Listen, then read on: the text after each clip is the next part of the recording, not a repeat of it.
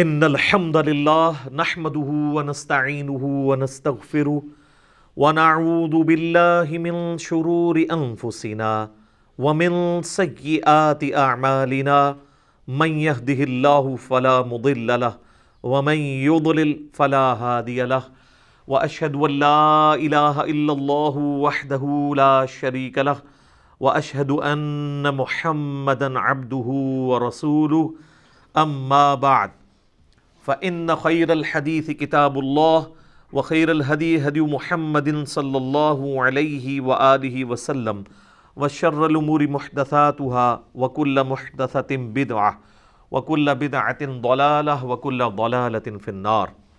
أعوذ بالله السميع العليم من الشيطان الرجيم من همزه ونفخه ونفثه. بسم الله الرحمن الرحيم. رب اشرح لي صدري ويسر لي امري واحلل عقدة من لساني يفقهوا قولي. بسم الله الرحمن الرحيم. ان الله وملائكته يصلون على النبي يا ايها الذين آمنوا صلوا عليه وسلموا تسليما. اللهم صل على محمد وعلى آل محمد كما صليت على ابراهيم وعلى آل ابراهيم انك حميد مجيد. اللہم بارک علی محمد وعلی آل محمد کما بارکت علی ابراہیم وعلی آل ابراہیم انک حمید مجید. اللہم ربنا آتنا فی الدنیا حسنہ وفی الآخرۃ حسنۃ وقنا عذاب النار. ربنا آتنا من لدنک رحمۃ وہیئ لنا من امرنا رشدا. لا الہ الا انت سبحانک انی کنت من الظالمین. حسبنا اللہ ونعم الوکیل ولا حول ولا قوة الا باللہ العلی العظیم. یا حی یا قیوم برحمتک استغیث. الحمدللہ آج 29 مارچ 2020 کی قرآن کلاس نمبر 22 کی اسٹوڈیو ریکارڈنگ ہونے جا رہی ہے انشاءاللہ تعالی. آج ہم سورۃ البقرہ کی آیت نمبر 142 سے آغاز کریں گے اور یہیں سے پارہ نمبر 2 کا آغاز بھی ہو رہا ہے. پارہ نمبر اینڈ جو ہوا تھا پچھلا 1 نمبر پارہ، اس میں تحویل قبلہ کا جو مضمون ہے وہ سٹارٹ ہو چکا ہوا ہے. یہ بہت اہم مضمون ہے، اسی لیے آپ دیکھیں گے کہ مسلسل کئی رکوع جو ہے وہ تحویل قبلہ کے اوپر آئے ہیں، چونکہ اللہ تعالیٰ نے پرانی امت مسلمہ یعنی بنی اسرائیل کو معزول کر کے نئی امت مسلمہ یعنی بنو اسماعیل کو اٹھانا تھا اور ان کے ذریعے باقی لوگوں تک جو دعوت پہنچنی تھی. تو اس کے سمبل کے طور پہ اللہ تعالیٰ نے تحویل قبلہ کر دیا. یروشلم جو کئی صدیوں سے سابقہ امت مسلمہ کا قبلہ تھا اس کو چینج کر کے دوبارہ سے قبلہ ابراہیمی کو قبلہ بنا دیا گیا، یعنی مکہ مکرمہ کو. ایک متھ جو پبلک کے اندر مشہور ہے، ہم عموماً یروشلم کے لیے جسے ہم ایلیا بھی کہتے ہیں، بیت المقدس بھی کہتے ہیں اور بعد میں وہاں پہ مسجد اقصیٰ بھی بن گئی، قبلہ اول کا لفظ استعمال کرتے ہیں. تو یہ بالکل غلط ٹرمنالوجی ہے. اصل میں وہ قبلہ اوسط ہے. قبلہ اول بھی خانہ کعبہ ہے اور قبلہ آخر یعنی فائنل جو قبلہ ہے وہ بھی خانہ کعبہ ہی ہے. اور اس کے ثبوت کے اندر جو سورہ آل عمران کی آیت آتی ہے پارہ نمبر 3 کے بالکل سٹارٹ کے اندر ہی اللہ تبارک و تعالیٰ نے اس حوالے سے ڈسکشن کی ہے، بلکہ پارہ نمبر 4 سورہ آل عمران کے اندر، کہ سب سے پہلا گھر جو اللہ تعالیٰ نے مقرر کیا تھا انسانیت کے لیے وہ یہی ہے. سورہ آل عمران آیت نمبر 96 پارہ نمبر 4 کا پہلا صفحہ ہے. اعوذ باللہ من الشیطان الرجیم. ان اول بیت وضع للناس، بے شک پہلا گھر جو کہ وضع کیا گیا تھا، مقرر کیا گیا تھا لوگوں کے لیے، للذی ببکۃ مبارکہ، وہ ہے جو شہر بکہ کے اندر ہے. یہ بکہ اور مکہ دونوں ہی ایک شہر کی پروننسیشنز ہیں، 2 لفظ استعمال ہوئے ہیں. جس طرح میں اکثر مثال دیتا ہوں کہ ہمارے پڑوسی ملک انڈیا کے اندر بامبے اور ممبئی، وہاں پہ بھی میم اور با کا فرق ہے، ایک ہی شہر کے لیے استعمال ہوتے ہیں. للذی ببکۃ مبارکا وہدی للعالمین، وہ ہے جو شہر بکہ یعنی مکہ کے اندر ہے، بابرکت ہے اور ہدایت ہے تمام جہان والوں کے لیے۔ فیہ آیات بینات مقام ابراہیم، وہاں پہ اللہ تعالیٰ کی کھلی نشانیاں ہیں جن میں سے ایک مقام ابراہیم ہے۔ ومن دخلہ کان آمنا، جو بھی اس شہر میں داخل ہو گیا وہ امن والا ہو گیا۔ وَلِلَّهِ عَلَى النَّاسِ حِجُّ الْبَيْتِ، اور لوگوں پر اللہ کا یہ حق ہے کہ اس بیت کا، اس گھر کا حج کریں۔ من استطاع الیہ سبیلا، جس میں بھی استطاعت ہو اللہ کے گھر کا حج کرنے کی۔ ومن کفر، اور جو کوئی روگردانی کرے گا، فإن اللہ غنی عن العالمین، تو بے شک اللہ تعالیٰ بے پرواہ ہے تمام جہان والوں سے، اللہ کو تو کوئی پرواہ نہیں جی۔ تو یہ حج کی فرضیت اس حوالے سے قرآن میں بھی آئی ہے، اسی آیت سورہ ال عمران آیت نمبر 96 کے کانٹیکسٹ میں۔ تو جب یہ ذکر ہوا کہ یہ پہلا گھر ہے تو یہ حضرت آدم علیہ السلام نے ہی اسے تعمیر کیا، بعد میں ابراہیم علیہ السلام نے اس کی بنیادیں اٹھائیں جو گم ہو چکی تھیں۔ اور بخاری مسلم میں حدیث ہے، نبی علیہ السلام نے فرمایا، اے عائشہ، اگر مجھے تیری قوم کا خیال نہ ہوتا کہ یہ نئی زمانہ جاہلیت سے پھر کے اسلام کی طرف آئی ہے تو میں حتیم کو توڑ کر خانہ کعبے میں داخل کر دیتا اور اسے ابراہیمی بنیادوں پر کھڑا کر دیتا۔ ابراہیمی بنیادوں میں جو حتیم کعبہ ہے وہ کعبے کا حصہ ہے۔ وہ صحیح بخاری میں آتا ہے کہ مشرکین عرب نے اپنا جو حلال مال ہے، اکثر تو ان کا حرام ہی ہوتا تھا، حلال مال جوڑا اس کے لیے کہ اللہ کے گھر کی تعمیر کریں، تو ان کے پاس مال ختم ہو گیا تو انہوں نے پھر پورا کعبہ تعمیر کرنے کی بجائے حتیم کو جو ہے وہ چھوٹی سی دیوار بنا کے چھوڑ دیا، باقی حصے پہ کمرہ کھڑا کر دیا۔ اب وہ اللہ کی طرف سے ایک حکمت ہوئی کہ وہ حتیم باہر رہا، نبی علیہ السلام کی خواہش تھی اسے داخل کرتے، لیکن آپ نے کہا کہ لوگ کہیں گے کہ اس نے کعبہ توڑ دیا۔ اور بخاری مسلم میں الفاظ ہیں، ایک تو میں بیت اللہ کا دروازہ نیچا کر دیتا، دوسرا حتیم کو کعبے میں داخل کر دیتا۔ وہ نہ دروازہ نیچا ہوا ہے اور نہ حتیم کعبے میں داخل ہوا ہے۔ البتہ بیچ میں ایک کوشش ہوئی تھی، حضرت عبداللہ ابن زبیر رضی اللہ تعالیٰ عنہ نے اپنے دور کے اندر، صحیح مسلم میں ڈیٹیل ملتی ہے، انہوں نے باقاعدہ اماں عائشہ سے چونکہ یہ حدیثیں سنی تھی، وہ بھانجے بھی لگتے تھے، تو انہوں نے اپنے دور خلافت جو 9 سال کا ان کا بنتا ہے اس میں اس کو توڑ کے قبلہ شریف کو نیا تعمیر کیا۔ پھر بعد میں جب حجاج ابن یوسف نے ان کو شہید کیا تو اس نے ضد میں آ کے قبلہ کو دوبارہ سے توڑ کے بنایا اور اس میں پھر حتیم کو باہر نکال دیا۔ عبد الملک بن مروان اس وقت خلیفہ تھا بنو امیہ کا، حجاج ابن یوسف اس کا گورنر تھا حجاز میں اور عراق کے اندر۔ اس کو جب بعد میں پتہ چلا کہ یہ تو نبی علیہ السلام کی بھی خواہش تھی تو اس نے پھر کہا افسوس، یہ صحیح مسلم میں الفاظ ہیں، اگر مجھے پہلے پتہ ہوتا تو میں حجاج ابن یوسف کو کبھی اجازت نہ دیتا کہ وہ بیت اللہ کو توڑے عبداللہ ابن زبیر کی ضد میں۔ بہرحال پھر خلیفہ منصور کے زمانے کے اندر، یعنی جب بنو عباس کی حکومت آئی تو دوبارہ انہوں نے ارادہ کیا کہ ہم حتیم کعبہ کو کعبے میں داخل کر دیتے ہیں۔ تو امام مالک رحمہ اللہ تعالیٰ چونکہ وہ کافی اثر و رسوخ رکھتے تھے علمی طور پہ، انہوں نے پھر منصور کو مشورہ دیا کہ یہ کام تم نہ کرو، ورنہ یہ حکمرانوں کی کھیل بن جائے گا۔ کل کو کسی اور کی حکومت آئے گی تو وہ بنو عباس، بنو امیہ، یہ خاندانوں کی ٹسل کو سمجھتے ہوئے کعبے کو توڑتے اور بناتے رہیں گے۔ چونکہ نبی علیہ السلام نے بھی فتنے کے ڈر سے اس کو روک دیا تھا، تم بھی اس سے رک جاؤ، تو وہ آج تک خانہ کعبہ اسی طریقے سے، حجاج ابن یوسف نے جو تعمیر کیا تھا حتیم کعبہ جو ہے وہ خانہ کعبہ سے باہر ہی ہے۔ بل وہ ہم جیسے مسکینوں کے لیے ایک اللہ کی طرف سے نعمت ہے۔ آج بھی آپ دیکھیں وہ کعبے کا دروازہ کتنا اونچا ہے، وہ قد آدم سے بھی اونچا ہے، کم از کم 8-9 فٹ ہے۔ آپ یعنی یوں ایک 6 فٹ کا بندہ بھی ہاتھ رکھے تو جسٹ اس کی دہلیز تک پہنچتا ہے۔ صرف حکمرانوں کے لیے وہ سیڑھیاں لگائی جاتی ہیں، وہ پہلے بھی یہی کچھ ہی ہوتا تھا۔ تو عام لوگوں کو ایک ایسے کعبے میں داخل ہونے دیتے ہیں جس طرح آج کل صرف حکمرانوں کو جانے دیتے ہیں۔ تو یہ اللہ کی طرف سے کرم ہوا ہے کہ عام آدمی بھی کعبے کے اندر کھڑے ہو کے نماز پڑھ سکتا ہے۔ حتیم کعبہ میں کھڑا ہو تو وہ کعبے کے اندر ہے۔ اب حتیم چونکہ کعبے کا حصہ، لہٰذا حتیم میں کھڑے ہو کے آپ کسی بھی طرف منہ کر کے نماز پڑھیں، جیسا کہ قبلے کے اندر بھی اکثر لوگ پوچھتے ہیں کہ خانہ کعبے کے اندر چلے جائیں تو کس طرح منہ کر کے نماز پڑھیں گے۔ جب آپ کعبے کے اندر چلے جائیں گے تو آپ جس طرح مرضی منہ کر کے نماز پڑھیں۔ بخاری مسلم میں حدیث ہے، حضرت بلال حبشی رضی اللہ تعالیٰ عنہ کہتے ہیں کہ میں نے نبی علیہ السلام کو خود دیکھا ہے خانہ کعبے کے اندر نماز پڑھتے ہوئے۔ اچھا، بخاری مسلم میں اور حدیث ہیں، کچھ صحابہ جو وہ انکار کرتے ہیں کہ نبی علیہ السلام نے کبھی بھی کعبے کے اندر نماز نہیں پڑھی، ہمیشہ باہر ہی پڑھی ہے۔ تو اس سے محدثین نے ایک بہت بڑا ایک رول اخذ کیا ہے علم حدیث کا، کہ اگر دو صحابہ اپوزٹ سٹیٹمنٹس دے رہے ہوں تو جو صحابی اس کام کے ہونے کی تصدیق کرے نا اس کی بات کو فوقیت ہوگی، اور جو انکار کرے اس کی بات چھوڑ دی جائے گی، کیونکہ انکار تو لا علمی کی بنیاد پہ بھی ہو سکتا ہے، لاجیکل ہے۔ جس طرح کہ صحیح بخاری میں موجود ہے، عبداللہ بن عمر کہتے ہیں کہ میں نے نبی علیہ السلام یا ان کے صحابہ کو کبھی بھی مغرب سے پہلے 2 نفل پڑھتے ہوئے نہیں دیکھا، اور دوسری طرف بخاری مسلم میں کئی احادیث ہیں کہ صحابہ کرام مغرب سے پہلے 2 نفل پڑھا کرتے تھے، بعد میں حضور نے کہا کہ جس کی مرضی پڑھ لے، جس کی مرضی نہ پڑھے۔ تو اب عبداللہ بن عمر کے فتوے کو چھوڑ دیا جاتا ہے کیونکہ ان کا فتویٰ اگنورنس کی وجہ سے ہے۔ اب جس نے دیکھ لیا وہ تو نہیں جھوٹ بول رہا۔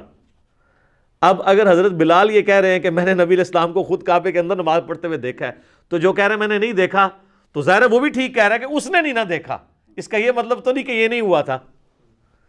تو یہ ایک بہت بڑا علم حدیث کا مسئلہ بھی اس سے اخذ کیا گیا۔ بل نبی علیہ السلام نے وہ باقاعدہ پھر حدیث میں آتا ہے کہ وہ ستونوں کے پاس نماز پڑھی، قبلے کے اندر کوئی چلا جائے، اس یعنی چوکور خانہ کعبہ جسے ہم کہتے ہیں، وہ جو اس وقت آلموسٹ آپ سمجھ لیں مربع شکل کا ہے، سکوئر شکل کا ہے، ابھی بھی خیر مکمل سکوئر نہیں ہے، اور اگر حتیم شامل کر لیا جائے تو پوری ایک پرفیکٹ مستطیل بنتی ہے، ریکٹینگولر۔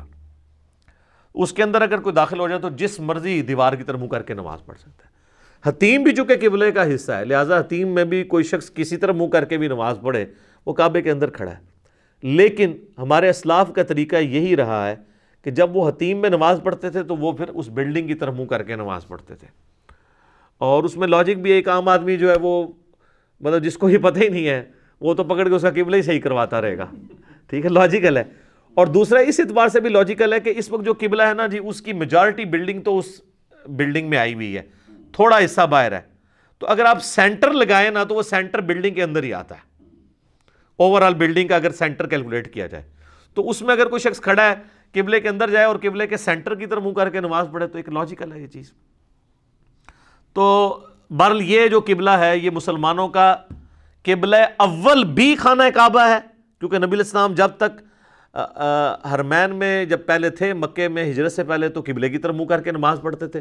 بل اس میں روایتوں میں آتا ہے کہ نبی علیہ السلام جو ہے وہ مستجاب دیوار کی طرف کھڑے ہوتے تھے، جو 70 انبیاء کا مصلی ہے یہ والا، جو حتیم کے اپوزٹ سائڈ پہ، اگر آپ پاکستان کی طرف سے دیکھ رہے ہیں یا انڈیا کی طرف سے دیکھ رہے ہیں تو یہاں پہ خانہ کعبے کا دروازہ آئے گا، یہاں پہ مقام ابراہیم ہے، اس کارنر پہ حجر اسود ہے، اور یہ جو ہے حتیم والی جگہ ہے۔ یعنی پاکستان سے اگر آپ ایریل ویو دیکھ سکیں نا سامنے تو آپ کو یہ ساری جگہ نظر آئیں گی۔ تو یہاں پہ 70 انبیاء کا مصلی ہے، جو کہ رکن یمانی سے حجر اسود تک، جو ابو داؤد میں آتا ہے کہ نبی علیہ السلام طواف کے دوران یہاں پہ دعا پڑھتے تھے، ربنا آتینا فی الدنیا حسنہ وفی الآخرۃ حسنۃ وقنا عذاب النار۔ تو یہ والی جو دیوار ہے، اگر اس طرف کوئی بندہ کھڑا ہونا تو اس کا رخ اس قبلے کی طرف تو ہوتا ہی ہے۔ جو بیت المقدس ہے وہ اس دیوار کے بالکل اپوزٹ سائڈ کے اوپر ہے، دونوں قبلوں کی طرف آپ کا منہ ہو جاتا ہے۔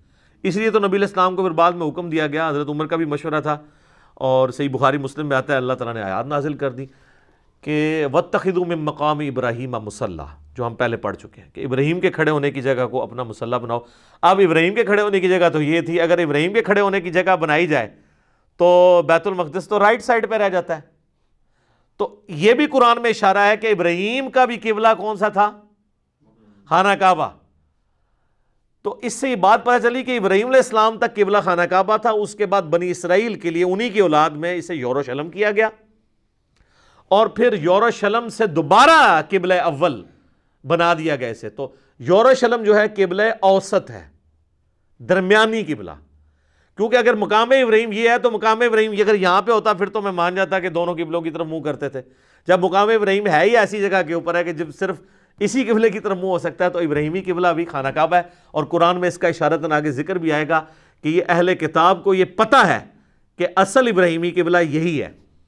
اور اب آپ دیکھو گے جب یہ قبلہ چینج ہوگا نا تو یہ پھر تمہیں جو ہے تنگ کرنا شروع کریں گے۔ بڑے پیارے الفاظ ہیں، اور خصوصاً جو لوگ دعوت و تبلیغ کے کام میں جڑے ہیں ان کے لیے اس میں بڑی حکمت کے پھول ہیں کہ آپ نے اپنے ٹارگٹ کو سیٹ کر کے کام کرتے جانا ہے۔ جو بھونکنے والے لوگ ہیں نا ان کے منہ جو ہے نا، وہ اللہ تعالیٰ تو اپنے بارے میں بھی کہہ رہا ہے کہ میں بھی تمہیں اتنا ہی سمجھا سکتا ہوں جتنا سمجھا دیا، ان کے منہ تو بند نہیں ہو سکتے، اللہ ہے کہ اللہ تعالیٰ زبردستی کسی کو گونگا کر دے، باقی یہ چینج نہیں ہو سکتے، کیونکہ دنیا میں اللہ نے کھلی چھٹی دی ہوئی ہے۔ تو ٹینشن نہ لی جائے، یہاں پہ مسلمانوں کو کہا جائے گا، اتنے پیارے الفاظ ہیں یہ زبردست کہ جس میں مسلمانوں کو یہ گائیڈ لائنز ملتی ہیں کہ وہ جو پنجابی چسی محاورہ بولنے ہیں نا کہ آٹا گوندے ہیں ہلدی کیوں ہے، تو آٹا گوندنے کے لیے ہلنا تو پڑے گا، جب آپ ہلیں گے تو وہ یہ کہیں گے کہ ہل رہی کیوں ہے، جب ہلنا چھوڑ دیں گے آٹا نہیں گوندا جائے گا، پھر کہیں گے جی آٹا گوند، تو کس طرف جائیں؟ تو انسان پھنس جاتا ہے۔ تو اس میں اشارہ یہ بھی آئے گا کہ ابراہیمی قبلہ یہی تھا، ہم نے دوبارہ کر دیا قیامت تک کے لیے۔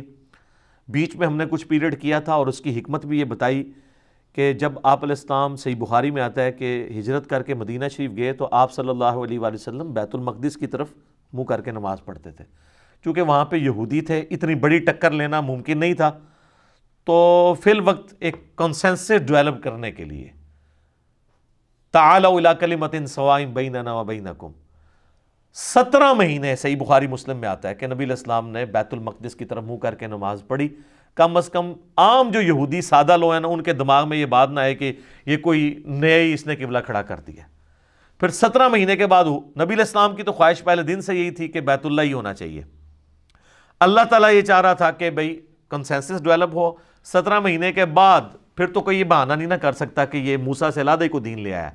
بھئی جب تک 17 مہینے تک اس طرح منہ کر کے نماز پڑھ رہے تھے تو تم نے کوئی اس پیغمبر کو مان لیا ہے جو اب مان لینا ہے۔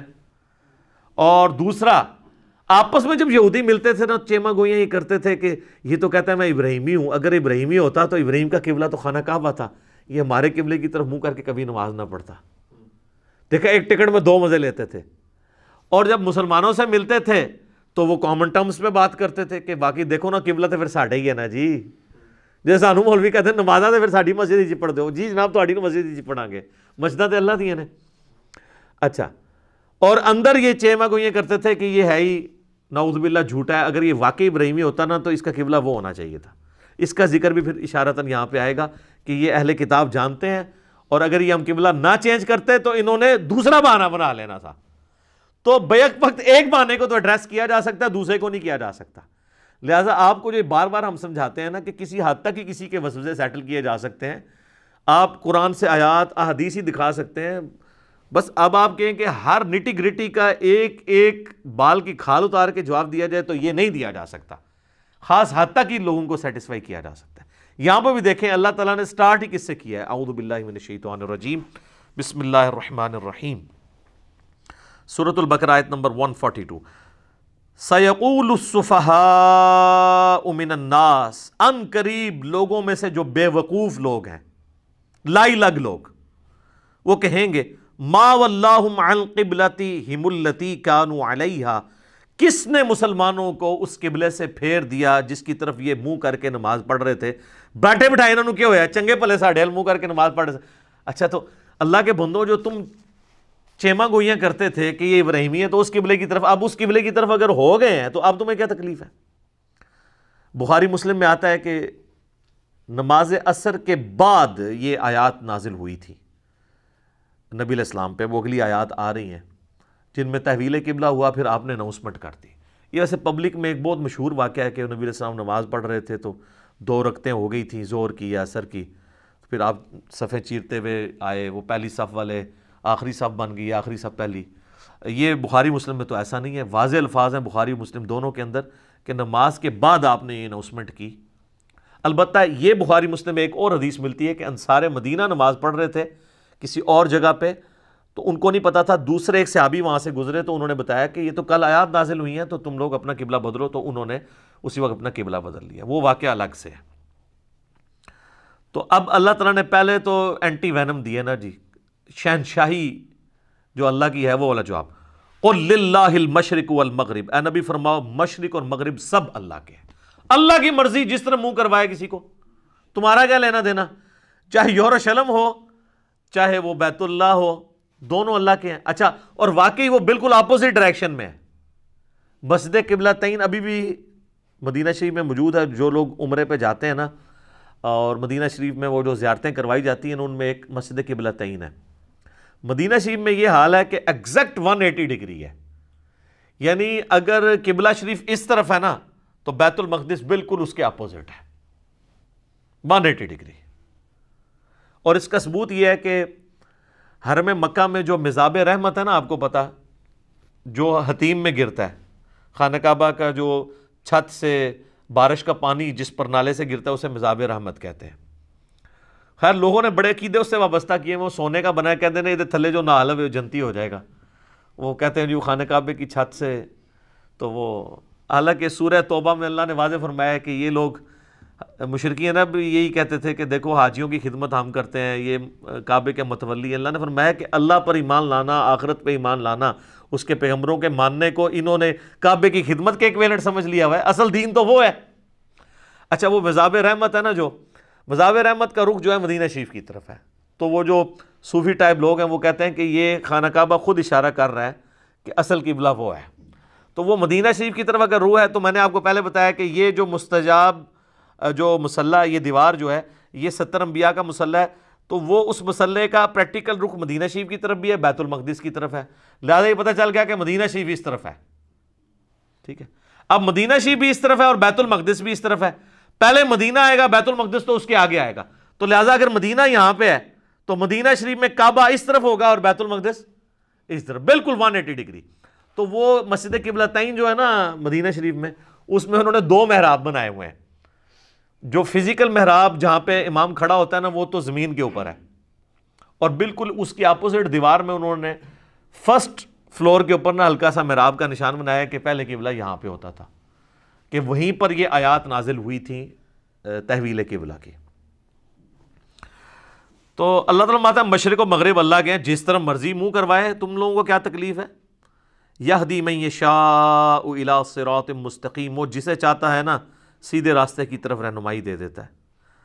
اور اب ہمارا اور آپ کا ذکر ہو رہا ہے، وَكَذَلِكَ جَعَلْنَاكُمْ أُمَّةً وَسَطًا، اور بالکل اس طریقے سے اے مسلمانوں ہم نے تمہیں معتدل امت بنایا ہے، لِتَكُونُوا شُهَدَاءَ عَلَى النَّاسِ، تاکہ تم گواہ ہو جاؤ باقی ساری انسانیت کے اوپر، وَيَكُونَ الرَّسُولُ عَلَيْكُمْ شَهِيدًا، اور یہ اللہ کے رسول تم پر گواہ ہو جائے۔ یہ بڑی اہم آیت ہے، شہادت علی الناس۔ اصل میں شہادت علی الناس یہ ہے کہ اللہ کا پیغام جو پیغمبروں کے ذریعے انسانیت تک آتا ہے وہ آپ نے باقی انسانیت تک پہنچانا ہے، اسے کہتے ہیں شہادت علی الناس۔ مولانا مودودی رحمہ اللہ کی ایک کتاب بھی، اس کا نام بھی شہادت علی الناس ہے۔ لوگوں کو پتہ ہی نہیں کہ اصل شہادت کا مطلب کیا ہے، ہم تو جو اللہ کی راہ میں قتل ہو جائے اسے شہید کہتے ہیں، وہ اس کا ایک جز ہے، اسے شہید کیوں کہا جاتا ہے؟ شہید کہتے ہیں گواہ کو، وہ کیا گواہی دے رہا ہوتا ہے؟ وہ یہ گواہی دے رہا ہوتا ہے کہ دیکھو میں اس دین کو اتنا برحق سمجھتا ہوں کہ میں نے آج اپنی جان بھی اس کے لیے دے دی، میں نے اپنے عمل سے ثابت کر دیا کہ اسلام حق ہے، میں نے شہادت دے دی، گواہی دے دی۔ شہادت کا مطلب گردن کٹانا نہیں ہوتا، گواہی دینا، وہ پریکٹیکلی گواہی دے دیتا ہے۔ ایک شہادت الناس یہ ہے کہ آپ نے لوگوں تک دین کا پیغام پہنچانا ہے، اور یہ جو دعوت کا کام ہے یہ اتنی بڑی شہادت الناس ہے کہ میدان جنگ میں بھی ہے۔ بخاری مسلم دونوں میں حدیث ہے، مولا علی کہتے ہیں جب مجھے نبی علیہ السلام نے خیبر کے لیے روانہ کیا تو مجھے یہ نصیحت کی تھی کہ اے علی پہلے ان کو دعوت دینا، اگر تیری وجہ سے ایک بندے نے بھی اسلام قبول کر لیا تو تیرے لیے سرخ اونٹوں سے بہتر ہوگا۔ تو میدان جنگ میں بھی شہادت الناس ہے لوگوں کو دین کی دعوت دینا۔ کافروں کے خلاف جب بھی جنگیں ہوئی ہیں بعد میں، رومنز کے خلاف یا پرشینز کے خلاف، اس میں بھی پہلے جو ہے مسلمان یہی دعوت دیتے تھے کہ تم اسلام قبول کر لو، تم ہمارے بھائی ہو گے، ہم سینئر جونیئر کا فرق بھی نہیں کریں گے تمہارے ساتھ۔ نبی علیہ السلام نے جتنے خطوط لکھے ہیں اس میں بھی یہی چیزیں لکھی ہیں۔ تو یہ شہادت علی الناس تھی۔ تو یہاں بتایا جا رہا ہے کہ یہ امت جو ہے یہ شہادت علی الناس کرنے والی پوری انسانیت کے لیے، کیوں کہ ختم نبوت کی وجہ سے اب قیامت تک کوئی پیغمبر نہیں آئے گا، اب پیغمبروں والا کام کس نے کرنا ہے؟ اس امت نے۔ کنتم خیر امت اخرجت للناس تأمرون بالمعروف وتنہون عن المنکر وتؤمنون باللہ، تم بہترین امت ہو جو لوگوں کے نفع کے لیے نکالی گئی ہو، نیکی کی طرف لوگوں کو بلاتے ہو، برائی سے روکتے ہو اور اللہ پر ایمان لاتے ہو۔ ایمان تیسرے نمبر پہ ذکر ہوا ہے، کیونکہ ایمان ہے ہی اس کا کامل ہے جو لوگوں کو برائی سے روکے اور اچھائی کی طرف بلائے، پیغمبروں والا کام کرے۔ تو یہ امت ہے پیغمبروں والا کام کرنے والی۔ تو ہمیں شہادت علی الناس، وما ارسلناک الا کافۃ للناس بشیرا ونذیرا، اے نبی علیہ السلام ہم نے آپ کو پوری انسانیت کے لیے ڈر سنانے والا اور خوشخبری سنانے والا بنا کے بھیجا ہے۔ وما ارسلناک الا رحمۃ للعالمین، پوری انسانیت کے لیے رحمت بنا کے بھیجا ہے۔ بخاری مسلم میں حدیث ہے کہ اللہ تعالیٰ نے مجھے 5 خوبیاں ایسی دی ہیں جو کسی اور پیغمبر کو نہیں دی۔ نمبر 1، اللہ تعالیٰ نے مجھے پوری انسانیت کے لیے پیغمبر بنا کے بھیجا ہے، اگلے انبیاء اپنی اپنی قوموں اور قبیلوں کے لیے ہوتے تھے۔ نمبر 2، پوری زمین میرے لیے سجدہ گاہ بنا دی گئی ہے، پہلے لوگ صرف مسجد میں نماز پڑھ سکتے تھے، میرا امتی جہاں چاہے وہ نماز پڑھ سکتا ہے۔ نمبر 3، اللہ تعالیٰ نے مال غنیمت میرے لیے حلال کر دی ہے، مجھ سے پہلے کسی کے لیے حلال نہیں ہوا تھا۔ جو جنگ میں کافر سامان چھوڑ جاتے ہیں نا، مال غنیمت اسے کہا جاتا ہے۔ غنیمت یعنی مقصد یہ نہیں حاصل کرنا تھا فالتو چیز، وہ ایک میدان میں رکھتے تھے، آسمان سے ایک بجلی آ کے اسے جلا دیتی تھی، اللہ کے حضور جہاد قبول، اس امت کے لیے اسے حلال کر دیا گیا۔ نمبر 4، 1 مہینے کی مسافت سے اللہ تعالیٰ نے میری مدد کی ہے، میں 1 مہینہ دور ہوں نا تو میرا روب اللہ نے کافروں کے اوپر ڈال دیا یہ۔ اور نمبر 5، مجھے اللہ تعالیٰ نے شفاعت کی جو دولت عطا کی ہے کہ قیامت والے دن شفاعت کا دروازہ میرے ہاتھوں پہ کھلے گا۔ اس کے علاوہ بھی مسلم شریف میں ایک اور بھی آتی ہے، ایک اور طریق کے اندر، کہ مجھ پہ ختم نبوت اللہ تعالیٰ نے کر دی ہے۔ ایک اور آتی ہے الفاظ مسلم شریف میں، مجھے اللہ نے جوامع کلمات کے ساتھ بھیجا ہے۔ بات میں مختصر کرتا ہوں لیکن اس کا مفہوم بڑا گہرا ہوتا ہے۔ انما الاعمال بالنیات، ایک ہی حدیث کافی ہے، اس پہ سینکڑوں صفحوں کی کتابیں لکھی جا سکتی ہیں۔ تو میرا ایک یوٹیوب پہ کلپ بھی ہے، بہت پہلے اپلوڈ ہوا تھا، نبی صلی اللہ علیہ وآلہ وسلم کی 8 خصوصیات، اس میں میں نے ساری سکیٹرڈ فارم میں اکٹھی کر کے بتائی تھی۔ بخاری مسلم میں جو نبی علیہ السلام کی خصوصیات ذکر ہوئی ہیں، ان میں یہ ٹاپ آف دا لسٹ ہے خصوصیت کی پوری انسانیت کے لیے۔ اچھا، اور نبی علیہ السلام ہم پر گواہ ہیں، کیوں؟ ہم پہ شہادت علی الناس کا فریضہ کس نے سر انجام دیا ہے؟ نبی علیہ السلام نے۔ بخاری مسلم میں آتا ہے آپ کا جو یوم النحر کا خطبہ ہے، جو 10 ذوالحجہ کو آپ نے دیا، ایک یوم عرفہ کو دیا، وہ بخاری مسلم میں نہیں ہے، وہ مسند احمد میں ہے، جس میں نبی علیہ السلام نے کہا کہ کسی کالے کو گورے پر، کسی گورے کو کالے پر کوئی فوقیت حاصل نہیں ہے، تم سب آدم کی اولاد ہو، آدم مٹی سے بنائے گئے تھے، اللہ کے نزدیک تقوی والا ہی جو ہے وہ اس کی اہمیت ہے۔ جو بخاری مسلم میں خطبہ ہے نا، وہ آپ کو مشکات کی 2ری جلد میں حج والے چیپٹر میں ملے گا، وہ یوم النحر کا خطبہ ہے۔ نبی علیہ السلام نے یوم عرفہ سے اگلے دن قربانی والے دن منی میں ایک خطبہ دیا تھا، وہ خطبہ بخاری و مسلم میں ہے، جس میں الفاظ ہیں کہ زمانہ گھوم گھما کے وہیں پر واپس آ گیا ہے جہاں سے انسانیت کا اللہ نے آغاز کیا تھا، کہ سال بھر میں 12 مہینے ہیں، ان میں سے 4 حرمت والے ہیں۔ پھر آپ علیہ السلام نے ان 4 مہینوں کے نام بھی بتائے کہ جو ہے ذیقعدہ، ذوالحجہ، محرم، یہ 3 کنزیکٹیو ہیں، اور 1 رجب کا مہینہ ہے، کیونکہ کفار مکہ جو ہے وہ ان مہینوں میں جنگوں کو حرام سمجھتے تھے۔ شریعت ابراہیمی کی ٹوٹی پوٹی فارم چل رہی تھی، لیکن وہ جب انہوں نے جنگ کرنی ہوتی تھی تو وہ جس کو کہتے ہیں نا کتے کو حلال کرنے والی بات، وہ مہینوں کو آگے پیچھے کر دیتے تھے۔ تو نبی علیہ السلام کی بعثت کی برکت سے اتنی دفعہ انہوں نے آگے پیچھے کیا، وہ خود بخود اپنی جگہ پہ واپس آ گیا۔ تو حضور نے کہا کہ زمانہ گھوم گھما کے وہیں پہ واپس آ گیا۔ اب جس سال میں حج کر رہا ہوں نا، 10 ذوالحجہ، آج کی ڈیٹ میں 10 ذوالحجہ 10 ہجری میں، یہاں پہ اب جو مہینے یہ سیٹلڈ ہیں، یہ واقعی اپنی اصلی جگہ پہ آ چکے ہیں، یہ اللہ کی طرف سے ایک ایسا معاملہ ہوا۔ ان میں سے 4 مہینے حرمت والے ہیں۔ پھر نبی علیہ السلام فرمایا بتاؤ آج کون سا دن ہے؟ تو صحابہ کرام خاموش، کہا اللہ اس کا رسول بہتر جانتے ہیں، یہ کون سا مہینہ ہے، یہ کون سی جگہ ہے؟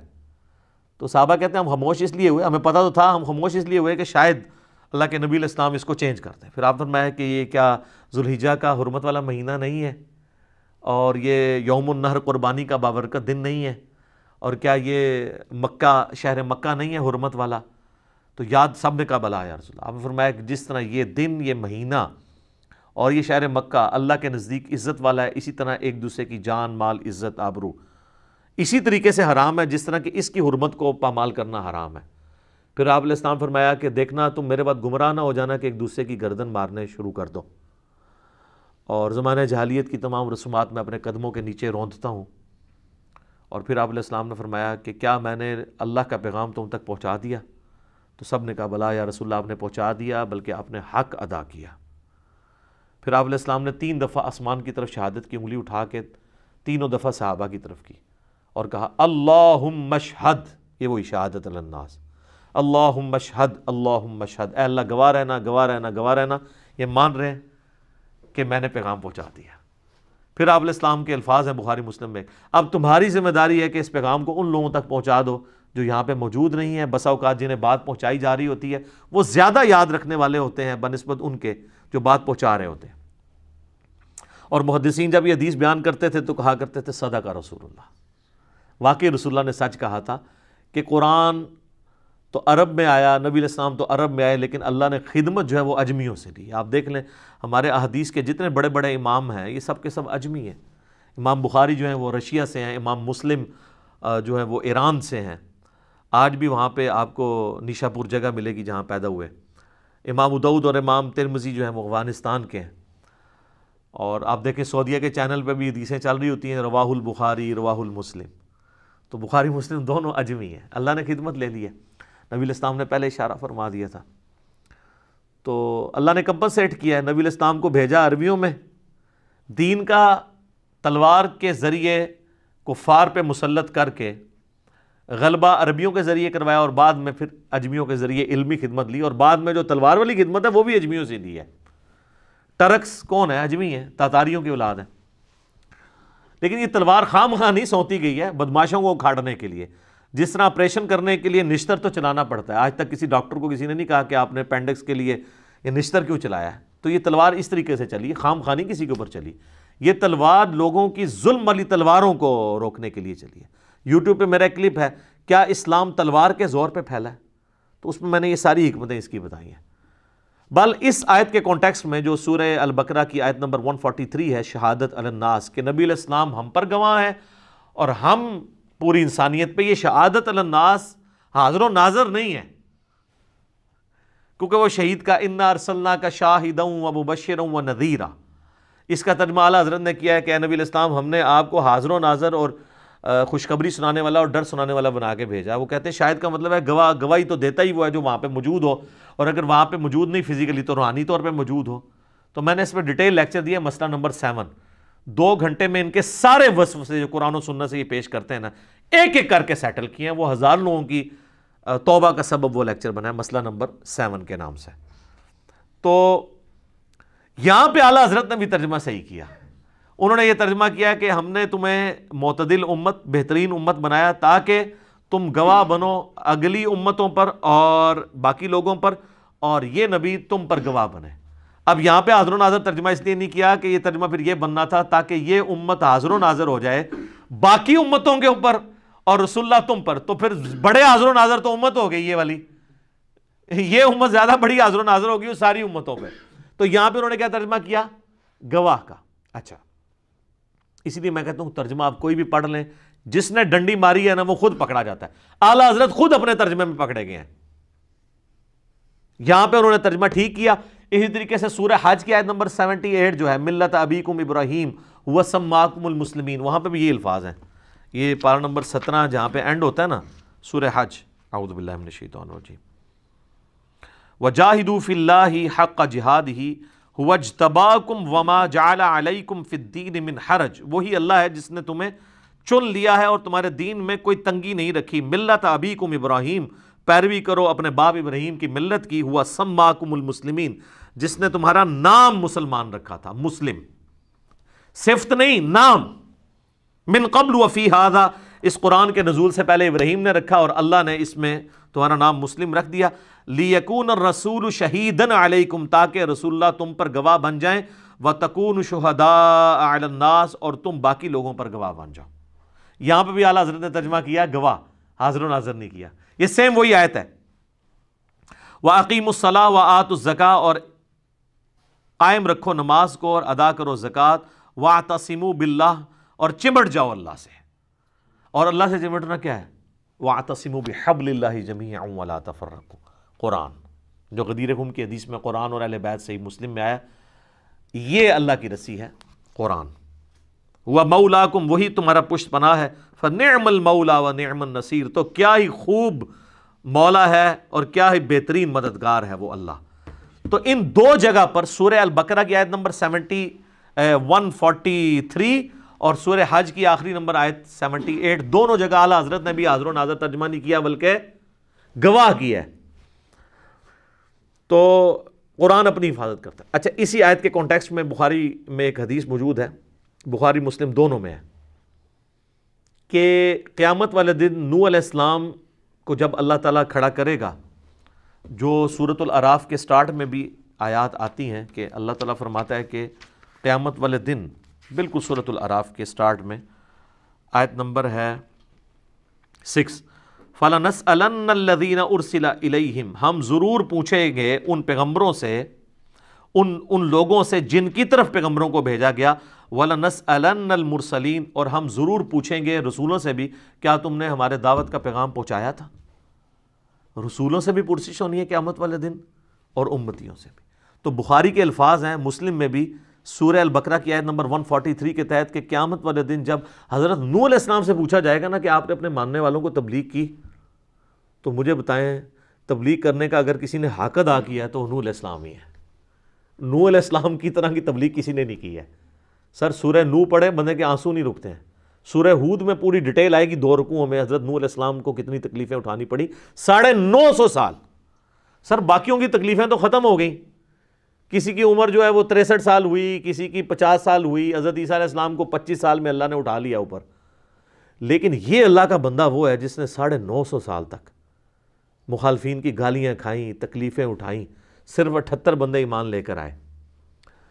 اور وہ تو کیا دردناک الفاظ ہیں، اللہ میں نے دن کو بھی بلایا، رات کو بھی بلایا۔ سورہ نوح پڑھ کے دیکھیں، میں نے جتنا بلایا ان کی سرکشی میں اتنی ہی اضافہ ہوا، اور اینڈ پہ ان کا یا اللہ بس اب مجھے اتنا غصہ، اللہ سے وہ عرض کرتے ہیں اللہ ان کی نسلوں میں بھی کوئی ایمان والا پیدا نہیں ہوگا، یہ مجھے پتا ہے۔ کنکلوڈ جس سے ہمارے بریلویوں نے علم غیب نکال لیا، وہ ان کی اسیسمنٹ تھی، علم غیب نہیں نکلتا تھا، انہوں نے کہا یہ اتنے ناہنجار ہیں کہ یہ تو مریں گے تو مرتے ہوئے اور بچے پیدا کریں گے۔ جس طرح باقی بھی تو اسی طریقے سے نا، بریلوی کا بچہ بریلوی ہوتا ہے نا، دیوبندی کا بچہ دیوبندی ہوتا ہے، اہل حدیث کا بچہ اہل حدیث ہی ہوتا ہے۔ بعد میں اللہ تعالیٰ کوئی ہدایت دے کسی کو تو وہ فرقہ واریت سے نکلے۔ بخاری کے الفاظ ہیں کہ ہر بچہ فطرت میں پیدا ہوتا ہے، پیدا ہوتے وقت اس کے ماں باپ اسے یہودی، عیسائی یا مجوسی بنا دیتے ہیں، نصرانی بنا دیتے ہیں۔ تو بخاری مسلم کے الفاظ ہیں، اسی آیت کے کانٹیکسٹ میں امام بخاری اس حدیث کو لے کے ہیں کہ نوح علیہ السلام جب کہیں گے نا یا اللہ میں نے پیغام پہنچا دیا، تو قوم نوح کہے گی کہ تیرے بندے نے تو پیغام ہی نہیں ہمارے تک پہنچایا۔ اللہ اکبر، جس کا انکار ہی نہیں سی ہونا چاہیے تھا ان کی قوم انکار کرے گی۔ تو اللہ تعالیٰ کے محبوب صلی اللہ علیہ وآلہ وسلم فرماتے ہیں کہ اس وقت میری امت گواہی دے گی حضرت نوح کے حق میں کہ یہ ان کے ماننے والے جھوٹ بول رہے ہیں۔ ہم گواہی دیتے ہیں کہ حضرت نوح علیہ السلام نے اپنے امتیوں تک پیغام پہنچایا۔ مجھے بتائیں یہ امت کس طرح گواہی دے گی؟ یہ امت حاضر و ناظر تھی، کس بنیاد پہ گواہی دیں گے؟ اللہ کی کتاب پہ۔ تو کتاب پہ، اور جو نبی علیہ السلام نے ہمیں بتایا، اور نبی علیہ السلام کو کس نے بتایا؟ اللہ نے۔ لہذا رسول اللہ بھی اگر گواہی دیں گے نا کسی کے بارے میں، وہ اللہ کے بتائے پہ دیں گے۔ جس طرح وہ تو ہم بھی پھر حاضر و ناظر ہیں، نعوذ باللہ، ہم بھی گواہی دے رہے ہوں گے کہ نوح علیہ السلام، میں نے تو نہیں دیکھا نوح، کسی ویکھیا، میں تو نہیں کوئی ویکھیا، ہم علم کی بنیاد پہ گواہی دے رہے ہوں گے۔ تو رسول اللہ بھی اس علم کی بنیاد پہ جو اللہ نے ان پہ نازل کیا ہے۔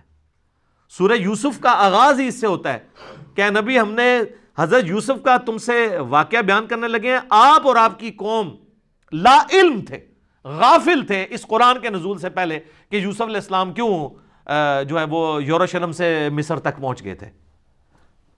تو اس سے حاضر و ناظر کہاں سے؟ یہ تو بالکل الٹ باتیں ملتی ہیں۔ سورہ قصص میں آئے نبی نہ تم وہاں موجود تھے، نہ تم وہاں پہ دیکھ رہے تھے جب ہم نے حضرت موسیٰ علیہ السلام کو کوہ طور کے پاس پکارا تھا اور وہاں پہ ان کو ہم نے تورات دی تھی۔ یہ ماننے کے لیے تیار ہی نہیں ہوتے، الٹا تعریف کر دیتے ہیں۔ میں نے کئی بار بتایا، مفتی احمد یہاں نعیمی صاحب نے سورہ قصص کی اس آیت کی تحریف کر دی ہے۔ انہوں نے آدھی آیت لکھی ہے، آیت نمبر 44 ہے یہ، جس میں اے نبی تم نہ موجود تھے اور نہ دیکھ رہے تھے۔ انہوں نے دیکھ رہے کو صرف آدھی آیت لکھی ہے، نبی تم وہاں موجود نہیں، تو کہا کہ اس میں تو یہ لکھا ہے کہ موجود نہیں تھے، یہ تو نہیں لکھا کہ وہاں شاہد نہیں تھے۔ آگے لکھا ہے وما کنت من الشاہدین، تو شاہدوں میں بھی شامل نہیں تھا۔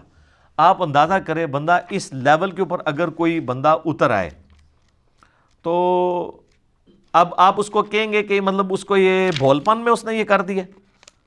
نعوذ باللہ من ذالک، یہ تو جان بوجھ کے یہ لوگ کرتے ہیں۔ اعوذ باللہ من الشیطان الرجیم۔ وما کنت بجانب الغربی، یہ سورہ قصص کی آیت نمبر 44۔ اے نبی تم مغربی جانب نہیں تھے کوہ طور کے، اذ قضینا الی موسیٰ، جب ہم نے موسیٰ کی طرف وحی کی تھی، الامر جو وحی کا امر بھیجا، وما کنت من الشاہدین، اور نہ وہاں پہ دیکھ رہے تھے۔ وما کنت من الشاہدین اس نے عربی بھی نہیں لکھی، اور صرف پہلا حصہ لکھا کہ اس میں تو یہ لکھا ہے کہ حضور وہاں موجود نہیں تھے۔ ہمارا بھی یہ عقیدہ ہے کہ حضور وہاں موجود نہیں، لیکن دیکھ رہے تھے، کیونکہ یہاں یہ تو نہیں لکھا کہ وہ شاہد نہیں تھے، اور لکھا ہوا ہے اتنی سی آیت اس کو بھی آدھا کر کے لکھ دیا۔ آج بھی جالک آپ کھول رہے ہیں، حاضر و ناظر کی بحث پڑھیں تو آپ کو شروع میں ہی مل جائے گا آدھی آیت لکھی ہوئی جو ان کے خلاف جا رہی تھی، تو انہوں نے آیت ہی آدھی کر دی، اور اس آیت کے نے جو لکھا تھا اس کے الٹ لکھ دیا۔ تو نبی علیہ السلام کی امت گواہی دے گی، تو حضور علیہ السلام فرمایا میری امت گواہی دے دے گی حضرت نوح علیہ السلام کے حق میں کہ یہ سچے ہیں، ان کی امت جھوٹ بول رہی ہے۔ تو امت گواہی علم کی بنیاد پہ دے رہی ہے، وحی کی بنیاد پہ دے رہی ہے جو نبی علیہ السلام کے ذریعے پہنچا۔ تو نبی علیہ السلام کیوں گواہی دے رہے ہوں گے کہ نبی علیہ السلام بھی وہاں پہ موجود نہیں تھے، ان کو قرآن ان پہ نازل ہوا تھا، اس سے ان کو پتا تھا۔ ورنہ تو بخاری مسلم میں کتنی احادیث ہیں کہ قیامت الدین میرے حوض کوثر پہ میرے صحابہ میں سے لوگ لائے جائیں گے، میں ان کی شکلیں پہچانتا ہوں گا، میں جب ان کو مشروب پلانے لگوں گا تو مجھے بتایا جائے گا کہ آپ کے بعد یہ دین سے الٹے قدم پھر گئے تھے، میں کہوں گا سحقا سحقا لمن غیر بعدی۔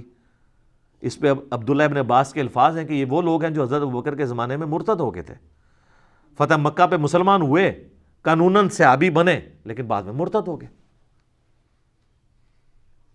تو نبی علیہ السلام کو تو نہیں پتا ہوگا کہ یہ میرے بعد یہ ہو گئے تھے، وہ تو اس وقت فرشتے بتائیں گے کہ آپ کو نہیں پتا، اور آپ بھی آگے سے کہیں گے، بخاری مسلم کے الفاظ ہیں دوسرے طریق کے اندر، کہ میں پھر اس وقت وہی کہوں گا جو عیسیٰ ابن مریم کہیں گے کہ اللہ جب تک میں ان میں موجود تھا ان پہ گواہ تھا، جب تو نے مجھے اٹھا لیا تو تو ہی پر گواہ تھا، یہ تیرے بندے ہیں، چاہے انہیں عذاب دے یا بخش دے۔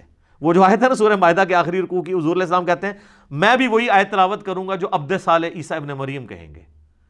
تو عبد صالح عیسیٰ ابن مریم اپنے ماننے والوں کے بارے میں کہہ رہے ہوں گے، اور نبی علیہ السلام اپنے ماننے والوں کے بارے میں۔ سر یہ حدیث بخاری مسلم کی جب عبداللہ ابن ابی ملیکہ تابعی بیان کیا کرتے تھے نا، تو بخاری مسلم کے الفاظ ہیں، وہ ساتھ یہ بولا کرتے تھے اے اللہ ہم تجھ سے دعا کرتے ہیں کہ تیرے نبی کی وفات کے بعد ان کے دین سے الٹے قدم نہ پھریں۔ وہ ساتھ دعا کیا کرتے تھے حدیث روایت کر کے، اور ان کی دعا بخاری مسلم میں روایت ہوئی ہے۔ ہم بھی اللہ سے دعا کرتے ہیں کہ اللہم من احییتہ منا فاحیہ علی الاسلام ومن توفیتہ منا فتوفہ علی الایمان، آمین ثم آمین۔ وما جعلنا القبلۃ التی کنت علیہا، اور جس قبلے پہ ہم نے آپ کو پہلے رکھا تھا، یعنی کچھ عرصے کے لیے یروشلم کی طرف، وہ کس لیے تھا؟ الا لنعلم من یتبع الرسول، صرف یہ جانچنے کے لیے کون رسول اللہ کی اتباع کرتا ہے۔ تم عمارتوں کے پیچھے بھاگتے ہو یا اللہ کے رسول کے پیچھے بھاگتے ہو؟ رسول اللہ اگر کہہ رہے ہیں کہ مشرق میں قبلہ ہے تو مشرق میں ہے، اگر وہ کہہ رہے ہیں مغرب میں ہے تو مغرب میں ہے، عمارتوں کے ساتھ کوئی لینا دینا نہیں ہے۔ ممن ينقلب على عقبیہ، اور کون ہے جو الٹے قدم پھیرتا ہے رسول اللہ کو چھوڑ کے، نعوذ باللہ۔ وَإِن كَانَتْ لَكَبِيرَةً إِلَّا عَلَى الَّذِينَ هَدَى اللَّهُ، اور یہ بہت بھاری بات تھی جو قبلے کا چینج ہو جانا، اتنے لوگوں کے میں نے کھانا جناب کوئی آسان کام ہے؟ آج بھی لوگ کہتے ہیں، ہمیں لوگ فون کر کے جدو تو رفع دین شروع کیتا ہے جناب کارلے خلاف ہو گئے نے، تو پھر نعت کیوں پڑھتے ہو؟ تیرے ہوتے جنم لیا ہوتا، واقعی تو اس قابل نہیں تھا، وہ صحابہ اور اہل بیت ہی اس قابل تھے کہ اس زمانے میں پیدا ہوتے، تو رفع دین پھر بھی نہیں سی کرنا۔ ٹھیک ہے جی، یہ میرا ایک کلپ بھی ہے، تیرے ہوتے جنم لیا ہوتا، حسن نثار صاحب کی نعت کے اوپر میں نے ورڈکٹ دی ہے۔ اللہ فرما رہا ہے یہ بڑی بھاری بات تھی اس وقت قبلے کو اس طریقے سے رسول اللہ کے کہنے پہ تبدیل کرنا، اتنے لوگوں کی باتیں سننا، مگر ان لوگوں کے لیے جن کو اللہ نے ہدایت دی ان کے لیے کوئی بھاری بات نہیں تھی۔ وما کان اللہ لیضیع ایمانکم، اور اللہ تعالیٰ تمہارے ایمان کو ضائع نہیں کرے گا۔ یہ کیوں تھا؟ اس وقت یہ چیما گوئی بھی شروع ہوگی کہ جو 17 مہینے سے نمازاں پڑھ دینا وہ غلط ہو گئی نا، وہ بھی اللہ نے کلیئر کیا کہ بھئی وہ اللہ کے حکم سے تھی، وہ کوئی ضائع نہیں ہوئی ہے، وہ بھی ٹھیک ہے، یہ بھی ٹھیک ہے، کیونکہ اس وقت اللہ نے وہ قبلہ بنایا تھا، اب یہ اللہ نے واپس قبلہ اول کو واپس کر دیا قبلہ اوسط سے۔ ان اللہ بالناس لرؤوف الرحیم، بے شک اللہ تعالیٰ اپنے بندوں پر بہت ہی مہربان اور رحم فرمانے والا ہے۔ اب آپ انداز محبوبیت دیکھیے، قد نرا تقلب وجہک فی السماء، اے نبی ہم آپ کا بار بار آسمان کی طرف چہرہ اٹھانا دیکھ رہے ہیں، وہی کا انتظار کر رہے تھے، اور کس لیے چہرہ اٹھا رہے تھے؟ کہ تاکہ اللہ کی طرف سے حکم آئے اور یہ قبلہ واپس ابراہیمی قبلہ ہو جائے۔ فَلَنُوَلِّيَنَّكَ قِبْلَةً تَرْضَاهَا، ہم ضرور پھیر دیں گے اس قبلے کو اسی طرف جو آپ کی خواہش ہے، ان قریب پھیر دیں گے۔ اور ساتھ ہی پھر کہہ دیا فَوَلِّ وَجْهَكَ شَطْرَ الْمَسْجِدِ الْحَرَامِ، بس ابھی پھیر لیجئے اپنا چہرہ اسی پسندیدہ قبلے کی طرف، مسجد الحرام کی طرف جو آپ کی خواہش ہے۔ وَحَيْثُ مَا كُنْتُمْ، اور اے مسلمانوں تم جہاں کہیں بھی ہو، فَوَلُّوا وُجُوهَكُمْ شَطْرَ، تو نماز کے لیے اپنا چہرہ مسجد حرام کی طرف کر لیا کرو۔ اچھا یہ خانہ کعبے کا ذکر نہیں ہے، مسجد حرام کا ہے، وہ پوری مسجد قبلہ ہے۔ مسجد کے اندر جو کھڑا ہوگا نا اس کے لیے قبلہ وہ چوکور عمارت ہے، لیکن جو مسجد کے باہر ہے نا اس نے صرف مسجد کی طرف منہ کرنا ہے تو اس کا قبلہ ہو گیا مسجد حرام، ورنہ وہ قبلہ تو وہ ایک 55 فٹ کی ایک عمارت ہی ہے نا چھوٹی سی، لیکن مسجد حرام کو کہا گیا وہ پوری مسجد۔ وَحَيْثُ مَا كُنْتُمْ، اور تم جہاں کہیں بھی ہو تم نے اپنا چہرہ اسی مسجد کی طرف کرنا ہے۔ وَإِنَّ الَّذِينَ أُوتُوا الْكِتَابَ لَيَعْلَمُونَ أَنَّهُ الْحَقُّ مِنْ رَبِّهِمْ، یہ وہی بات جو میں نے تمہید میں بتائی تھی، اور بے شک جو اہل کتاب ہیں وہ یہ جانتے ہیں کہ یہ جو کچھ ہو رہا ہے یہ بالکل حق بات یہی ہے کہ قبلہ اصل میں ابراہیمی یہی ہے جو اب تمہارا ہم نے کر دیا۔ وَمَا اللَّهُ بِغَافِلٍ عَمَّا يَعْمَلُونَ، اور اللہ کو ان کے کرتوتوں سے کوئی غفلت نہیں، اللہ کو پتہ ہے یہ چیما گوئیاں اندر کرتے ہیں کہ اگر یہ ابراہیمی تھا تو قبلہ ہمارا کیوں لے رہا ہے، ان کو اندر سے یہ بات پتہ ہے کہ یہ حق بات یہی ہے، جس طرح لوگوں کو پتہ ہے کہ اندر بخاری مسلم کے اندر کیا لکھا ہوا ہے، تو اسی لیے وہ پھر آپ کو علماء آپ کے کہتے ہیں کہ اس کو پڑھنا نہیں ہے گمراہ ہو جاؤ گے، کیونکہ ان کو پتہ ہے کہ ایک کتابوں کا خدا اور ہے اور بابوں کا خدا اور۔ اچھا لہٰذا یہ بھی بات پتہ چلی اس سے کہ یہ جو شرعی مسئلہ ہے کہ آپ نے قبلہ رخ ہو کے نماز پڑھنی ہے، ویسے تو اجماع امت سے بھی ہمیں پتہ ہے، یہ قرآن کے اندر بھی مسئلہ آ گیا اور یہ 3 دفعہ آیت ریپیٹ ہوگی آگے چل کے کہ جب کبھی کہیں نماز کے لیے کھڑے ہو مسجد الحرام، اور یہ مسلمانوں کی یونٹی کا سمبل ہے۔ میں کہتا ہوں 2 مسلمانوں کے یونٹی کے سمبل ہیں، نمبر 1 عربی زبان، اسی میں حکمت ہے کہ عربی میں نماز پڑھی جائے، نماز کے بعد آپ جو مرضی کریں دعائیں جس مرضی، لیکن نماز یونٹی، تاکہ اگر ایک چائنی پڑھ رہا ہے نا سورۃ الفاتحہ تو وہ عربی میں پڑھ رہا ہو تو پیچھے جو پاکستانی کھڑا ہے اس کو چائنی نہیں آتی، لیکن جو وہ پڑھ رہا ہے دونوں ایک پیج کے اوپر ہے، اور دوسرا مسلمانوں کی یونٹی کا سمبل قبلہ ہے۔ ورنہ تو آپ دیکھیں آپ کہیں نماز پڑھنے لگیں تو وہاں پہ بھی مختلف رائے ہوگی، کوئی صاف اس طرح بچھا دے گا کوئی اس طرح بچھا دے گا، اب کبھی یہ لڑائی ہوئی ہے؟ سیدھی بات ہوتی ہے قبلہ کہڑے پاسے اس پاسے، کبھی یہ ڈسکشن ہی نہیں ہوتی۔ ورنہ آپ ذرا امیجن کریں کہ آپ کوئی بلڈنگ بنائیں، کوئی مسجد بنائیں، کوئی پلاٹ لیں، تو ہر دفعہ یہ جھگڑا ایک بندہ کہ نہیں یار ادھروں سورج اتھوں پہ نکل ہے نا، ایتھے دھوپ صحیح ہوندی سردیاں چ، ایتھے گرمی دھوپ پیندی ہے، تسی انج کر لو انج کر لو، وہ اب لوگ بھول ہی جاتے ہیں کہ دھوپ سورج جدھر سے مرضی نکل رہا ہے جدھر مرضی جا رہا ہے، وہ کہتے ہیں نہیں مسجد ایسے ہی بنے گی، ورنہ تو اسی پہ جھگڑے ہوتے ہیں نا، بڑھے نے کہنا سی جی اسی تے سیکا لینا ہوندا دھوپ دا، تو تسی جناب قبلہ اس پاسے کر لو کیونکہ زور اثر وچ جدوں اونج کرو گے تو وہ ادھر ہو جائے گا، ٹھیک ہے۔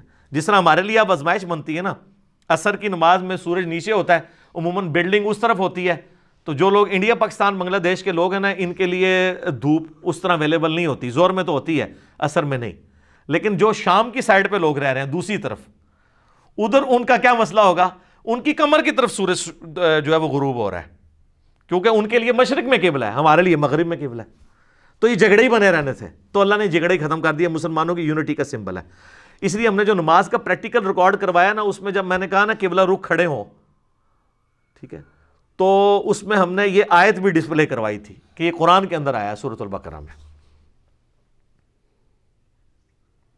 وَلَئِنْ آتَيْتَ الَّذِينَ أُوتُوا الْكِتَابَ بِكُلِّ آیَةٍ، اوئے ہوئے، اگر تم اہل کتاب کے سامنے تمام دلیلیں لے آؤ، ہر طرح کی دلیلیں، ما تبعوا قبلتک، وہ کبھی بھی تمہارے قبلے کی تب بھی پیروی نہیں کریں گے، حالانکہ ان کو پتہ بھی ہے، کیونکہ سوئے ہوئے شخص کو آپ جگا سکتے ہیں، جو بندہ جاگا ہوا ہے اور کونا بن کے لیٹا ہے آنکھیں بند کر کے، اس کو نہیں آپ جگا سکتے، اہل کتاب کو تو پتہ تھا کہ یہ قبلہ ہے، تو اللہ تعالیٰ فرما رہا ہے تم سارے دلائل بھی رکھ دو، یہی تو ہم آپ کو کہتے ہیں آپ مولوی کے سامنے پوری بخاری مسلم بھی رکھ دیں، رفع دائیں اس نے پھر بھی نہیں شروع کرنا، تسی کہہ دو کیوں نہیں کر رہا، تو آپ اللہ سے بھی پوچھیں گے کیوں نہیں مان رہے اہل کتاب، ان کو تو پتہ تھا۔ وَمَا أَنْتَ بِتَابِعٍ قِبْلَتَهُمْ، اور تم بھی کبھی ان کے قبلے کی پیروی نہیں کرو گے۔ اس میں مسلمانوں کو اللہ نے تسلی دی ہے کہ جن کو بات سمجھ آ گئی ہے نا، ان کو بھی آپ جو مرضی کر دیں وہ ہٹتے نہیں ہیں۔ ہمیں لوگ کہتے ہیں نا جناب وہ اتنے بابے یہ کر کے وہ کہ جناب چھڑا جا منڈا اتنے اعتماد نال کیوں بولتا ہے، بھائی اس لیے کہ جس کو پتہ ہے کہ یہ بات صحیح ہے، جس کے استری سے ہاتھ جلے ہوئے ہیں اس کو آپ بے شک جتنی مرضی کرامتیں کر کے بتائیں گے استری ٹھنڈی ہوتی ہے ساکٹ میں لگا کے، وہ تو نہیں مانے گا۔ ہم نے تو قرآن و سنت خود پڑھ کے دیکھ لیا ہے کہ آپ کے بابوں نے دین غلط دیا ہے، اس لیے ہم آپ سے کہتے ہیں کیا کہ مرنے سے پہلے مسلمان کر لے اس پہ غور، کتابوں کا خدا اور ہے، بابوں کا خدا اور۔ اچھا یہ جو لوگ کہتے ہیں نا علی اتنے کانفیڈنس سے بولتا ہے، یہ قرآن بھی کہہ رہا ہے کہ جس طرح وہ کانفیڈنٹ ہے نا اپنی جہالت پہ، تو اے ایمان والو تم بھی کبھی ان کے قبلے کی پیروی نہیں کرو گے. تمہیں یہ بات اللہ نے جب نازل کر دی ہے تم بھی اب ان کی بات نہیں مانو گے. کیوں؟ کیونکہ ظاہر ہے تم علمی کتابی ہو، تمہیں تو پتہ ہے کہ یہ وحی میں نازل ہو گیا. وما بعضهم بتابع قبلۃ بعض، اور بعض کی قبلے کو ماننے والے نہیں ہوتے. ولا ان اتبعت اهواءهم من بعد ما جاءك من العلم، اور اے نبی بالفرض اگر آپ نے بھی ان یہود و نصارہ کی خواہشات کی پیروی کی بعد اس کے کہ آپ کے پاس العلم آ چکا ہے قرآن کی شکل میں بفرض محال، انک اذا لمن الظالمین، تو اے نبی آپ بھی ظالموں میں شمار ہوں گے. اچھا یہ واحد کے صیغے کے ساتھ خطاب ہے. اسی لیے اعلیٰ حضرت جب اس طرح کی آیات آتی ہے نا تو آپ کو پتہ ہے وہ ترجمے بدل دیتے ہیں. یہ آیات کافی دفعہ قرآن میں اے سننے والے، وہ کہتے ہیں مخاطب تمہیں کیا جا رہا ہے، رسول اللہ کے لیے ہم کریں گے تو گستاخی ہو جائے گی. ہاں حالانکہ رسول اللہ کے لیے کریں بھی اور آپ لفظ یہ بول دیں بفرض محال، تو گستاخی کیسے ہوگی؟ کبھی بھی نہیں ہوگی. کہ بالفرض اگر آپ نے بھی کیا اس طرح تو اللہ کی بھی گستاخی ہو جائے گی. قل ان کان للرحمن ولد فانا اول العابدین، اے نبی تم ان سے فرماؤ بالفرض اگر اللہ کا کوئی بیٹا ہوتا سب سے پہلے میں اسے پوج رہا ہوتا، تو گستاخی تو اس میں بھی ہو جانی ہے. اللہ کا کوئی بیٹا ہے، یہ بات سمجھائی جا رہی ہے. اس لیے آپ دیکھیں جو مولوی بیچارے ڈرپوک ہوتے ہیں نا وہ پہلے بولنے سے پہلے کہتے ہیں نقل کفر کفر نہ باشد. حالانکہ یہ نہ بھی بولیں، یہ کوئی آیت نہیں ہے کہ جس کو بولنے کے بعد آپ کفر بول سکتے ہیں. یہ نہ بھی بولیں، انڈرسٹوڈ ہوتا ہے. جب بات سمجھائی جاتی ہے پھر اس کے لیے آپ الفاظ کا چناؤ آپ کو کرنا پڑتا ہے. آپ کافروں کی جب نقل اتار رہے ہوتے ہیں، ڈاکٹر سرار صاحب بھی جب قرآن میں آیات آتی تھی نا کافروں کی پریزنٹ کرنے والی، تو وہ اسی سٹائل میں کرتے تھے. کیسا نبی ہے بازاروں میں چلتا پھرتا ہے؟ تو وہ کہتے تھے اب میں اس طرح تو نہیں کہہ سکتا یہ کیسے نبی محترم ہے کہ بازاروں میں چلتے ہیں، وہ اس طرح تو نہیں کافر کہتے ہوں گے. ٹھیک ہے، تو کافر جس طرح کہہ رہے ہیں ویسے ہی پریزنٹ کرنا ہے نا، لیکن وہ پریزنٹیشن سے آپ گستاخ نہیں ہو جائیں گے. ٹھیک ہے، یہ ذہن میں رکھنا ہے. تو یہاں پہ بھی نبی الاسلام کی مبارک ذات کے ذریعے باقی امت تک بھی یہ بات پہنچائی جا رہی ہے کہ آپ نے اگر کتاب و سنت کے چھوڑ کے کسی کی پیروی کی تو آپ ظالم ہو. تو سر یہی تو ہم آپ سے کہہ رہے ہیں دوسرے انداز میں کہ مرنے سے پہلے اے مسلمان کر لے اس پہ غور. کتابوں کا خدا اور ہے، بابوں کا خدا اور. یہ کتابوں کی پیروی کا، یہ العلم کیا ہے؟ بابے نہیں، پیغمبر کی تعلیمات کتاب و سنت. الحمدللہ. الذین آتیناہم الکتاب، وہ لوگ جنہیں کتاب دی گئی ہے، یعرفونہ کما یعرفون ابناءہم، وہ اس قبلے کو ویسے جانتے ہیں جیسے اپنے بچوں کو جانتے ہیں. قبلے کے لیے بھی ہے، رسول اللہ کے لیے بھی ہے کہ یہ وہی آخری پیغمبر ہیں. ان کی کتابوں میں پروفیسیز موجود تھیں جو میں نے قرآن کلاس ہماری شروع کی 6 ہیں اس میں میں نے بتایا کہ آج بھی جو ٹیمپرڈ فارم میں بھی تورات اور انجیل ہے، انجیل مقدس کے نام سے چھپی ہوئی اولڈ ٹیسٹمنٹ اور نیو ٹیسٹمنٹ، اس میں پروفیسیز موجود ہیں. تو نبی علیہ السلام کو وہ اس طرح پہچانتے ہیں جس طرح ان کو اپنی اولاد کا پتہ ہے. یہ ابراہیمی قبلہ ہونا خانہ کعبے کا وہ ایسے پہچانتے ہیں کہ جس طرح اپنی اولاد کو پہچانتے ہیں. وَإِنَّ فَرِيقًا مِّنْهُمْ لَيَكْتُمُونَ الْحَقَّ وَهُمْ يَعْلَمُونَ، اور ان میں ایک گروہ ایسا ہے کہ جو جان بوجھ کر حق کو چھپاتا ہے جبکہ وہ جانتا ہے کہ حق ہی ہے. اور یہ گروہ کون سا ہے؟ علماء کا. پبلک تو بیچاری جانتی نہیں تھی، اسی لیے اللہ نے کہا ایک گروہ ہے جس کو پتہ بھی ہے. آج پبلک کو پتہ ہے بخاری مسلم، اب تو خیر پتہ چل گیا ہے ساری ویڈیوز ہی برکت. آج تو کچھ عرصہ پہلے لوگوں کو پتہ تھا کہ بخاری مسلم میں کیا لکھا ہوا ہے؟ کو بتاتا تھا؟ نہیں بتاتے تھے. علماء کو بہرحال پتہ ہوتا تھا. یہاں پہ بھی کہا جا رہا ہے کہ ان میں ایک گروہ ہے جو جان بوجھ کے حق چھپاتا ہے، یعنی جو کتاب کا علم رکھنے. اس کا مطلب ہے کہ علماء یہود والا کردار ان علماء میں بھی منوان ویسے ہی ہے جو بخاری مسلم میں حدیث ہے. تم میں وہی خرابیاں پیدا ہوں گی جو اگلوں میں ہوئی، قدم با قدم بالشت بار بالشت تم اسی راستے پہ چل پڑو گے. صحابہ نے پوچھا یہ اگلوں سے مراد کیا؟ یہود و نصارہ. آپ نے فرمایا اگر وہ مراد نہیں تو اور کون سے لوگ مراد ہیں؟ تو وہی خرابیاں پیدا ہو گئی ہیں. الحق من ربک، اے نبی الاسلام یہ حق ہے آپ کی طرف سے جو نازل ہوا ہے. یہ تحویل قبلہ والا معاملہ، فلا تکونن من الممترین، تو دیکھنا آپ نے شک کرنے والوں میں شامل نہیں ہونا. شک نہیں کرنا، یہ حق ہے جو آپ کی طرف آیا ہے. لوگ جتنی مرضی باتیں کریں آپ نے اپنی سچائی کے اوپر قائم رہنا ہے. وَلِكُلٍّ وِجْهَةٌ هُوَ مُوَلِّيهَا فَاسْتَبِقُوا الْخَيْرَاتِ، ہر قوم کے لیے ہم نے کوئی نہ کوئی سمت مقرر کی تھی کہ وہ اس کی طرف منہ کر کے نماز پڑھیں. یروشلم بنی اسرائیل کے لیے کیا، اب اس امت کے لیے خانہ کعبہ کر دیا. لیکن اصل اس کی روح یہ نہیں ہے کہ آپ نے اپنے چہرے دیکھنے کہ کس طرف ہو رہے ہیں. اصل روح یہ ہے کہ آپ نے یہ دیکھنا ہے کہ نیکیوں میں کون آگے بڑھتا ہے. فاستبقوا الخیرات، کون بڑھتا ہے نیکیوں میں. یعنی اب اس چکر میں نہ رہو کہ قبلہ کون سا تھا. قبلہ تو اب پتہ چل گیا، آپ نیکیاں کرو، بال کی کھال نہ اتارو. اینما تکونوا یأتی بکم اللہ، تم جہاں کہیں بھی ہوگے قیامت والے دن تمہیں اللہ جمع کر دے گا، جمیعا اکٹھا کر لے گا. ان اللہ علی کل شیء قدیر، بے شک اللہ تعالیٰ ہر چیز پر قادر ہے. ومن حیث خرجت فولی وجہک شطر المسجد الحرام، پھر رپیٹ ہوگی بات. آپ جب مکے سے باہر کسی بھی جگہ پر ہو تو آپ نے اپنا چہرہ نماز کے لیے مسجد حرام کی طرف کرنا ہے. وَإِنَّهُ لَلْحَقُّ مِن رَبِّكَ، اور یہ بے شک حق ہے آپ کے رب کی طرف سے. سر کتنا قبلے کے اوپر زور دیا جا رہا ہے. وَمَا اللَّهُ بِغَافِلٍ عَمَّا تَعْمَلُونَ، اور اللہ تعالیٰ ان اعمال سے بے خبر نہیں ہے جو تم کر رہے ہو. وَمِنْ حَيْثُ خَرَجْتَ فَوَلِّ وَجْهَكَ شَطْرَ الْمَسْجِدِ الْحَرَامِ، پھر دیکھیں تاکید، تم جہاں کہیں بھی ہو مکے کی سرزمین سے باہر تو تم نے مسجد حرام کی طرف اپنا چہرہ کرنا ہے. وَحَيْثُ مَا كُنْتُمْ فَوَلُّوا وُجُوهَكُمْ شَطْرَهُ، اور جہاں کہیں پر بھی تم ہو تم اپنا چہرہ اسی مسجد کی طرف کر. میں لگا کوئی 8-10 دفعہ مختلف انداز میں ریپیٹ ہو چکا ہے. لِأَلَّا يَكُونَ لِلنَّاسِ عَلَيْكُمْ حُجَّةٌ، یہ اس لیے ہم نے قبلہ مقرر کیا تاکہ لوگوں کے پاس تمہارے خلاف کوئی حجت نہ رہ جائے. کیا حجت؟ جو اندر یہ باتیں کرتے تھے کہ اصل قبلہ تو خانہ کعبہ تھا، یہ ہمارے طرف کر رہے ہیں، اگر یہ واقعی ابراہیمی ہوتے تو اللہ نے فرمایا یہ جو ان کی چھپی ہوئی دلیل ہے نا تمہارے خلاف، یہ قیامت تک کے لیے ختم ہو جائے. قبلہ ہم نے چینج کر دیا ہے تاکہ لوگوں کے پاس کوئی حجت نہ رہے کہ یہ واقعی ابراہیمی ہے. تو دیکھو ابراہیمی قبلہ آ بھی گیا واپس، قبلہ اول واپس آ گیا. قبلہ اول بھی کعبہ، قبلہ آخر یعنی فائنل قبلہ بھی کعبہ ہے، قبلہ اوسط یروشلم ہے. الا الذین ظلموا، یہ وہ بات جو میں نے کہی تھی. ہاں جو ظالم لوگ ہیں، فلا تخشوہم، ان سے نہیں تم نے خوف کھانا. وخشونی، تم نے میری خوف رکھنا ہے. اللہ کہہ رہا ہے جو ظالم ہے نا وہ پھر بھی دل بھائی مانتے اجتا ٹیرو کہن گے آٹا گندیا ہلدی کیوں ہے، ان کی پرواہ تم نے نہیں کرنی. وَلِأُتِمَّ نِعْمَتِي عَلَيْكُمْ، اور یہ اس لیے کہ میں تاکہ اپنی نعمت تم پر تمام کروں. وَلَعَلَّكُمْ تَهْتَدُونَ، تاکہ تم راہ راست پر قائم رہو. 151 نمبر آیت 150 آیت کے اوپر ہم کنکلوڈ کرتے ہیں انشاءاللہ. اگلی آیات چونکہ ایک ڈیفرنٹ ٹاپک ہے وہ انشاءاللہ اگلی دفعہ کریں گے. یہ دیکھ لیں وہی بات ریپیٹ ہوئی ہے کہ لوگوں کا آپ نے غم نہیں کھانا، سچائی پہ ڈٹے رہنا ہے، لوگوں نے باتیں کرنے سے باز نہیں آنا. وہ ایک گورے کا کال ہے کہ اگر میں راستے میں چلنے والے ہر بھونکنے والے کتے کا جواب دینا شروع کر دوں تو میں اپنی منزل پہ نہیں پہنچ سکتا.